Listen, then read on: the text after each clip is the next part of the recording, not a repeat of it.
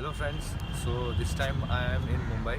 I have come to have the Diwali celebration with my family.